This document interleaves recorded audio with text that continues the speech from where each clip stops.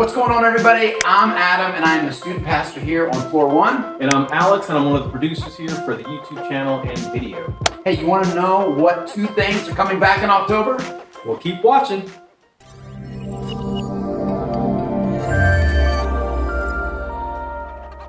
Welcome to FloorOneTV. We're a team of students, creatives, and youth pastors that just want to make videos for you guys. We want to help inspire community. Yeah, we want to influence culture and invite you to be a part of our Floor One movement. We hope when you come to our channel, you'll be challenged, encouraged, and inspired. Now, first, I want to say hello to those of you who've been watching our content week after week. But if you're new here, hit the subscribe button right now. Now listen, currently, we're actually coming up with an effective video schedule, and once we post that, once we confirm that, we'll actually post it on our YouTube banner. So, big news, the moment you've all been waiting for. You guys have been asking, you've been tweeting, you've been posting, you've been talking. Is that even a thing? You guys have asked us if we're meeting in person, and the answer is... We're gonna start meeting only if we're in the green. So we'll have different meeting options following the school color code. So if the color is green, yellow, or orange, we'll meet in person with adjusted guidelines. But if the color is red, we'll still meet, but only virtual. Yes, we cannot wait to see everybody again consistently every week. And the next big announcement is going to be small groups. Yes, small groups are coming back. Yes, now listen, small groups are the core of what it means to be the church. Because the foundation of small groups, it's all about community. We want you in. Hug. Now, we're already opened up with registrations, so links are in the description down below. And so the way this will work is that once you're signed up for a group, your small group leader will contact you and tell you the date, the time, and the place where you're going to meet. Now, this is great because this allows groups to have a different setting like the park, the mall, restaurants, backyards, and more. So you need to make sure you get signed up. Yes. Now, currently, we're actually in the middle of production of recording new episodes for you guys. So stay tuned for that. Right now, we're actually bringing back old school because we're old fools who are so cool. Okay, this is an oldie but a goodie. Listen, this is Floor One Rewind. Enjoy. Hey, how's everybody doing today? Good, nice full room. I'm loving it. Hey, don't forget to be back here tonight for the after party. Even if you didn't go to camp, you should come to the after party because there's free food, camp movie, camp awards. It's gonna be great. You should just show up and eat the free food, okay? Like just do it. It's okay, that's what I do. I just try to find people that have free food and eat it. Anyway, so a couple years ago, I went to this concert with some friends, and as we were walking into the arena, I saw this guy standing in front of the concert, and he was screaming at everybody. And he was yelling out a bunch of words. He was saying words like hell, and sin, and burn, and repent, and in the middle of all those words, he said Jesus. Now, 2 things about this guy. One, it was a Christian concert. Like, we were all people who loved Jesus, going to go sing about Jesus, and he was screaming at all of us. And number 2, I knew the guy. His name was Larry. Like, I'm walking by thinking, what is that guy's problem? I go, Larry? He goes, Adam? And like, I stopped and we're like, what are you doing? Just trying to keep people from going to hell. And I was like, well, Larry, I'm just trying to get in this concert and sing about Jesus. And it was this weird thing. And then he was like, well, I'll see you later. And I was like, all right, Larry. And so this was a normal thing Larry did. Larry on the weekends would find a busy street corner, or he would go hit an occasional concert, and he would stand with his sign, and he would scream at people, telling them they shouldn't go to hell. And here's the thing about what Larry was doing. Nobody stopped to hear more. And nobody wanted Larry's invitation. And unfortunately, my friend Larry represents a long line of misrepresented people who love Jesus and want people to love Jesus, but they're just not doing it very well.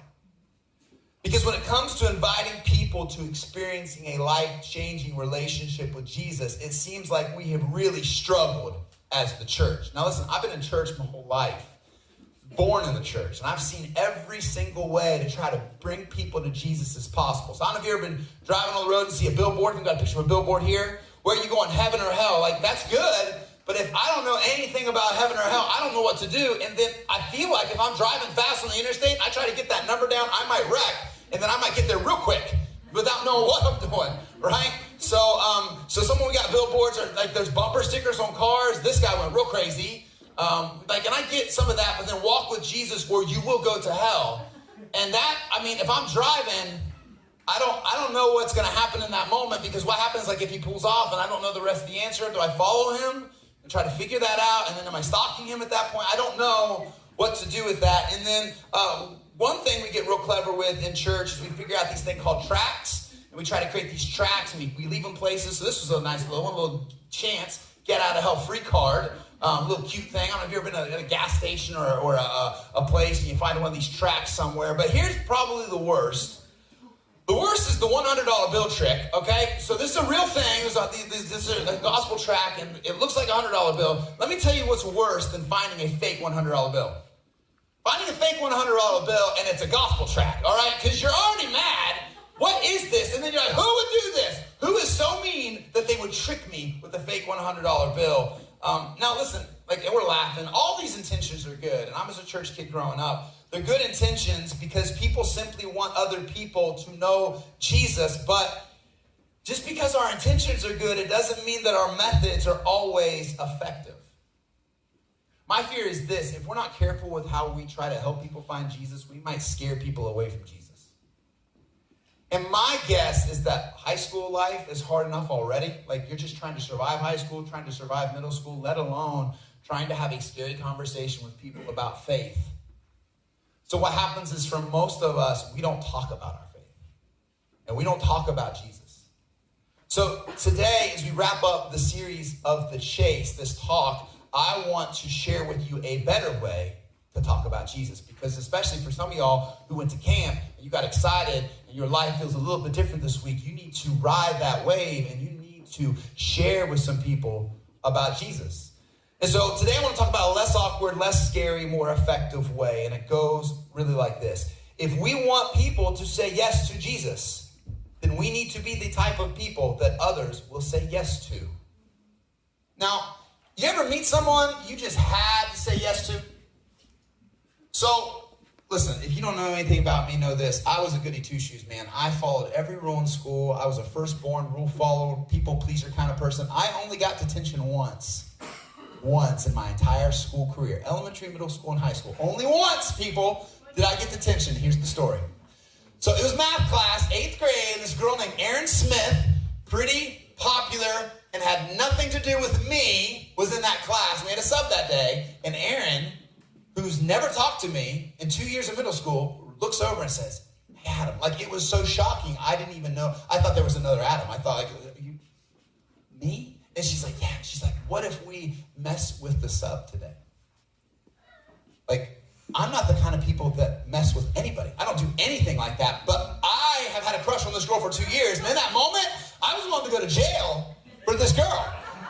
So I did it. I just did it. I couldn't even believe as I was doing it. It was like a movie where I was out of body and I was like watching myself. And I was like, what are you doing? This is not who you are. And I'm like, I threw like a piece of paper at the teacher when she wasn't. It was crazy. I did crazy stuff. I got detention. Long story short, I got detention. Erin Smith did not get detention. Erin Smith, if you're looking, I hope you're single. I hope you didn't find anybody. I hope you didn't find anybody. Don't put that on the internet. Don't do that. Ever since Alex started filming, I just feel this need to say things to people that I had relationships with in the past. That's bad. I hope she's single. No, I don't. I hope she found somebody. But it was mean and cruel. She took advantage of my vulnerable heart. And anyway, it's what it was. But I said yes to her. I could not say yes to her. And here's the thing. The reason why we say yes to things is usually not because of what we do, but because of the who that is asking. Isn't that true? Think about the crazy stuff you've done. Most of the time, the reason why you did it was not because you were really sure of that crazy thing. It was just you were just really sure of who asked you. So somebody says, hey, let's go do this just stupid thing. And you're like, okay. Right? Like everything inside of you says, no, you might die. But you're like, yeah, but I just really like this person. They're really cool, or they're really influential, or they're really pretty, or I don't know. And so we say yes to a lot of stuff, not because of what we're doing, but because of who that's asking it. Jesus actually said it like this. He says, I give you a new commandment. Let each love each other just as much as I have loved you. For when you demonstrate the same love I have for you by loving one another, everyone will know that you're my true followers. We should be the kind of people that other people say yes to. And what they should be saying yes to is Jesus. So if you want to be the kind of person that people say yes to, and specifically you want to be the kind of person that gets people to say yes to Jesus, let me tell you how you do it. You start with love. You start with love. We try to overcomplicate this thing so much. And we get so worried about what we're trying to say and what we're trying to get people to do that we forget that the person in front of us is a who. And you're a who. And at the end of the day, we are just people that desperately need to be cared for and loved. And you being the kind of person that loves them will do so much more for somebody else than what you're trying to say or how you're trying to say. That's why Jesus said, listen, when you love people, you open up the door to show my love for people. That's how people will actually know who you are. They'll know the kind of person you are based upon the way that you treat them, because the defining mark of a Christian is love. This is what defines us over everything, and it's what should define us. People should know us more about what we're for and the love we have for others than what we're against and what we don't love. Amen. But man, doesn't it get jacked up. How many times do people not want anything to do with Jesus because all they know is that people that say they love Jesus are against a lot of stuff? It doesn't feel like there's a lot of love there. But the definition of who we are is 100% love. And this is why I struggle with my friend Larry. And all the ridiculous ways we try to get people to come to Jesus, because it just doesn't appear very loving. Like, I don't know about you, but if I find a $100 bill on the ground and I find out it's fake, I don't feel loved. It just feels like I got tricked. And I think that's what a lot of people in our life feels like. They get tricked. And I think we get so stressed out about what to do and how to work through it, we just don't tell anybody. We just don't talk to anybody about it. And so Jesus, when he tells us about what's important, he says, if you only did two things in your life, the two most important things you could ever do is love God with absolutely everything that you have inside of you, and then you should love people the same way you love God.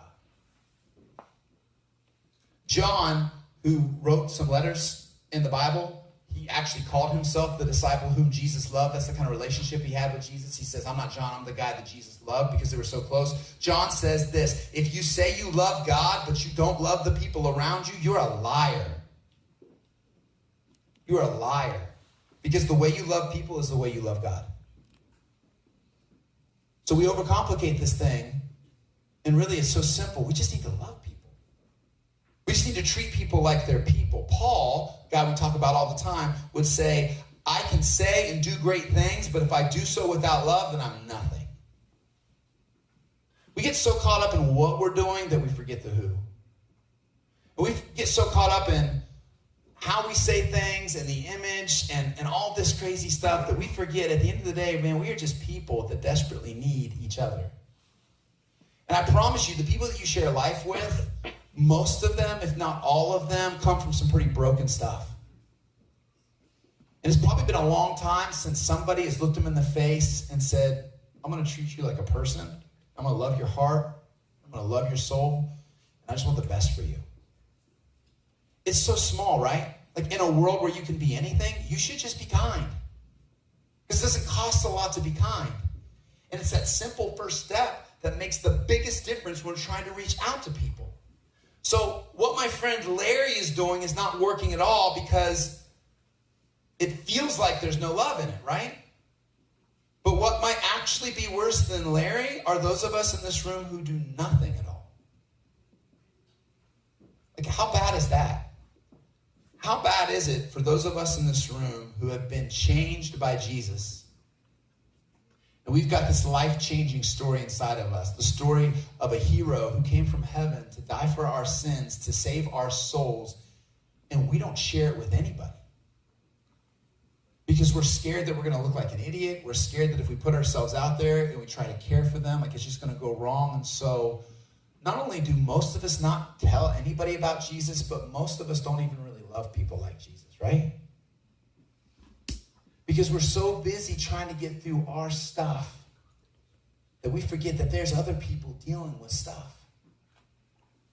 And so what do? We just play the game, right? We just go to school, we put our heads down, and we just try to survive. Like, I just got to get through today. And then I'll get through tomorrow. And listen, I promise you, you keep doing enough of those, I'll just get through, and you're going to get yourself through high school, and then you're going to one day wake up and go, man, did I love anybody like Jesus? Did I share my faith at all? Like, what did I do in high school? Because I promise you, when you walk across that stage with that diploma in your hand, you're not going to care about the classes you took, and you're not going to care about, honestly, the sports you played, and you're not going to care about the relationships you had, but there will be a day when Jesus is going to get a hold of your heart, and you're going to really care about the people you did tell about Jesus. And you can't take that back. Because there's a better way to make the world a better way. Paul, in his letter to the Romans, says, for everyone who calls on the name of the Lord will be saved. But how can they call on him to save them unless they believe in him? And how can they believe in him unless they have never, if they've never heard about him? And how can they hear about him unless someone tells them? And maybe you feel the tension too, right? Like how are people going to believe if they don't know? And you're thinking, yeah, but how do I do that? How do I walk through that tension? Maybe there's this tension inside of you that this incredible life change story that you have in you that you want to share, but you don't know how to explain it. You don't know where to start. Sometimes with Jesus, experiencing is way more effective than explaining. Because when it comes to how we bring people to Jesus, who we are and how we treat people matter more than what we know and how we say it. Listen, you can know all the answers, and you can be really good at the way you explain it, but if there's no love in your actions, no love in your voice, and love in your eyes, people don't care. Because it just kind of feels like you're tricking them or selling them something.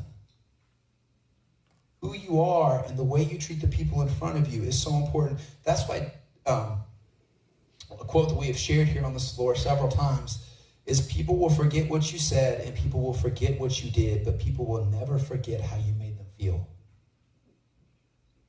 That's why Jesus says that you should love people the way that I love you. Because when you show people love, you show people Jesus. And Paul would go on to say this, love is patient and love is kind. It does not envy. It does not boast. It is not proud. It does not dishonor others. It is not self-seeking, and it is not easily angered. It keeps no record of wrongs. Love does not delight in evil, but rejoices with the truth. It always protects, always trusts, always hopes, always perseveres. Love never fails. The answer is love. Because love never fails, and it's all we got. All you and I have at the basic human level is the ability to love each other. And love is this thing that transcends all things. It goes beyond wealth. It goes beyond status. It goes beyond where we've been and where we are. Love connects all of us because at the core of who we are, we just want to be loved. And here's the reality check. Your love is not great enough to save people's souls. And some of y'all need to figure that out real quick because you're hanging out with people and you are giving everything you have to them thinking that your love is somehow going to miraculously change their life. And it won't. If you really want to change the people that you care about, you need to love them the way that Jesus loves you. And you need to, through that love, get them into this community and get them plugged into this body and get them on this floor so that they can hear the gospel and be changed by the only love that can change them. Here's the question you need to think about when we start to close this thing out. Are the people in your life better because you love them?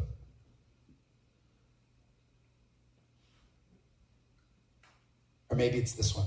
Are the people in your life not better because you don't?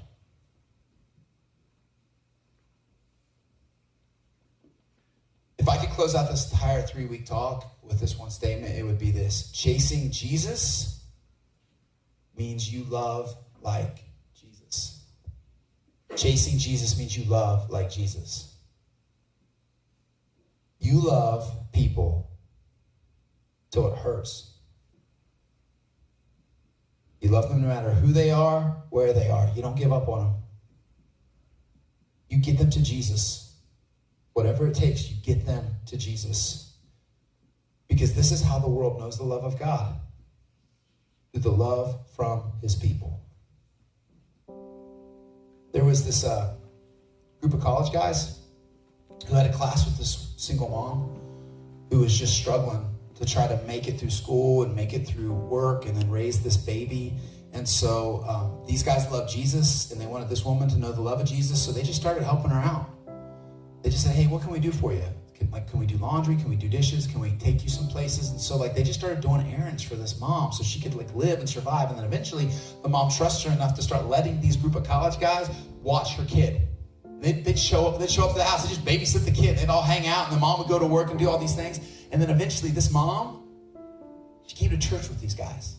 And this mom went to church and she heard the gospel. And because she saw the gospel lived out in a group of college guys, she gave her life to Jesus and got plugged into church. And there was a Sunday when this woman was getting her baby ready, getting ready to head to church, and her mom hated church. She says, what are you doing going to church? Do you know what they teach? Do you know what they're about? Do you know? Do you know? Do you know? And she said, Mom, stop. I don't know any of those things, but here's what I do know. They held my baby.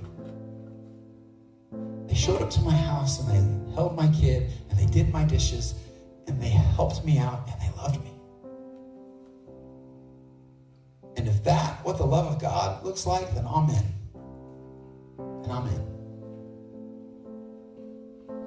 Chasing Jesus means loving like Jesus. And in a world where you can be anything, you should just be like Jesus.